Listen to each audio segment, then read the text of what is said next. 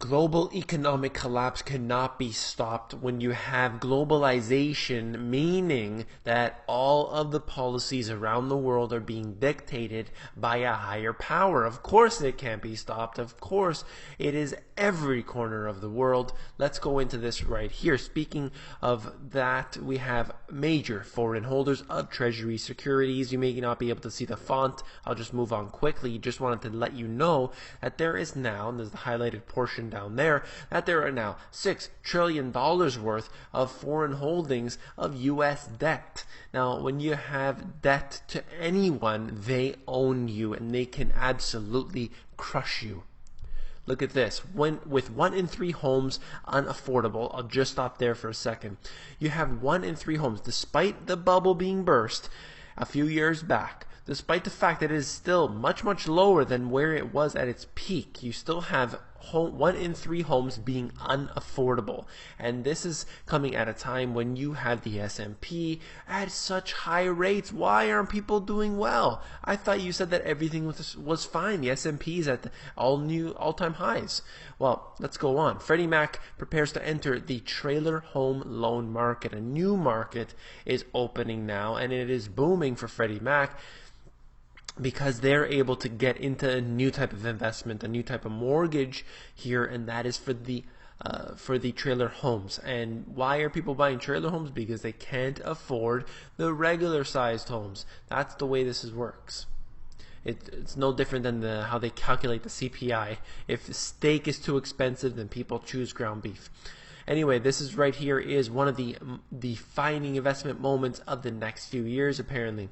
Here we have Spain's 50-year rolling average inflation, and what I want to note to you is the highlighted portion, the bold portion lower down. It says, however, we also think that debt restructuring or inflation will eventually be the only way of successfully reducing debt burdens for many countries, with the latter route being the most likely. This is at a Deutsche Bank. I believe the name is Jim Reed. And what I talked about in my book was the same thing, how they have to restructure the debt. Let's look at this. Repackaging the debt of Greece and others with a date further into the future is their solution. You don't need to be an economist to understand that pushing debt further into the future isn't going to solve the problem. It's only delaying the inevitable. And that's pretty obvious. They repackage it in 50 years, 100 years, 1,000 years, a million years. It doesn't matter. All you're doing is taking debt from one place and you're putting it into another, and that never, absolutely never has worked. They call them tools, they call them instruments. I don't care what they call it. It's all a fraud. Look at this. This is the PMI global summary right now, and that's the manufacturing base, and you could see all around the world it's declining. Now, what does that mean? It means the middle class is being wiped out in all of these nations, and it doesn't seem to have any geographical similarity. It's all around the world. Look at this. This is the Federal Reserve saying that individuals have this willingness to hoard money. That's a huge problem. That's why we're having all these problems, because people are just not spending enough money.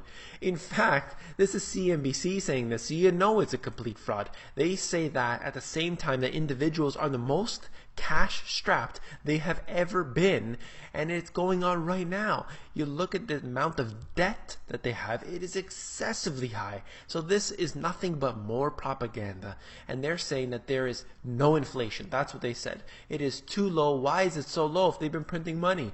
Of course, totally a fraud when you have all of the factors that I've talked about before. You have beef prices at all-time high and so on and so forth. All these commodities are hitting all-time highs, the food inflation that is, and then you have things like the S&P directly correlated with the Fed's balance sheet. As they've been printing money, it's been going up and up and up. The Fed's balance sheet and the S&P in direct correlation. I talked about and showed you that graph before. Now, this is what worries me the most, is that Obama to send approximately 350 additional military personnel to Iraq, you have nothing but the military-industrial complex in a boom. The real boom is in the military-industrial complex. It's making significant amounts of money. They're making all the political decisions when you can't even have politicians deciding where the money goes. And that is a big concern for me. I will end this video there. Just wanted to tell you that I appreciate every single one of you, all the sharing, all the comments. I'm trying to get back to the comments. I'm very backlogged right now. I have tons of emails. I get many emails in my inbox. I want them to continue to come. I get a lot of the questions going through the inbox. And what I want to tell you is that when I'm doing these videos, I'm trying to basically answer a lot of the same questions that I get within the videos. So hopefully you're watching all of the videos here, and if you want to do that, you need to be a subscriber on the YouTube channel. Of course, that being totally free. I hope that you'll get on there and hear me out, because I'd like to post every single day if I can. And of course, don't forget to become an insider. That's where all the best intel is, and it's totally free. It's at themoneygps.com. You scroll down to the bottom, you fill in your email address, and you get occasional emails from me with good, short, concise info.